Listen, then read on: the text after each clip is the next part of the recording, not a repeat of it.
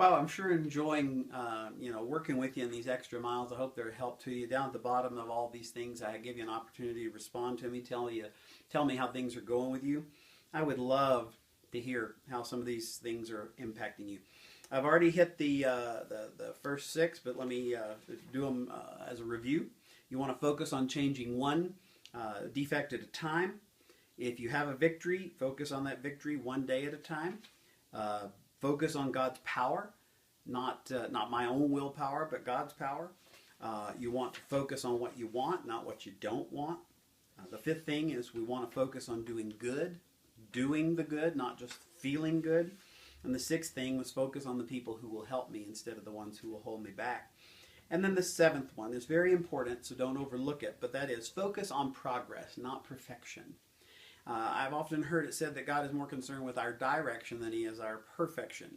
Yes, he wants us to be mature, but he doesn't set us up for failure by saying you have to be perfect and flawless. See, this is what I'm saying is maybe you've been soaking up everything in the recovery road, but you keep thinking, I don't see a whole lot of change in my life yet, even though I have all this stuff and all these notes. In fact, I've actually been in recovery for this whole time because I'm really trying to apply it, but I really don't see a lot of change yet. Well, I'm here to tell you, as an individual who's walked this road, I'm trying to tell you, don't sweat it. Don't worry about it. It is a process. It is a decision followed by a lifelong process. And I have it on good authority. I'm about to tell you what the authority is. God, who started this in you, because he's the one who's telling you the truth, the God who started this work in you, he wants to see it all the way through to its completion. In fact, Philippians 1:6 says this, God who began the good work in you will keep right on helping you grow in his grace until his task within you is finally finished. Might want to read that for yourself, Philippians 1:6. I guess what I'm just trying to get over to you is watch out for any kind of stinking thinking. You say, what do you mean? I'm talking about whenever you and I have that kind of thing going in our head and we say, God's only going to love me when I get to a certain stage of maturity. That is so wrong. God loves you at every stage of your maturity.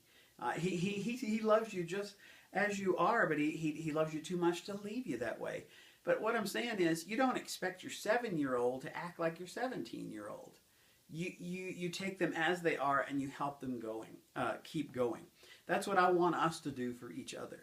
As you finish this clip, here's what I want you to do. I want you to make sure that the direction of your heart is this. God, I want to voluntarily submit to the changes you want to make in my life. And so I'm humbly asking you to remove those character defects in me.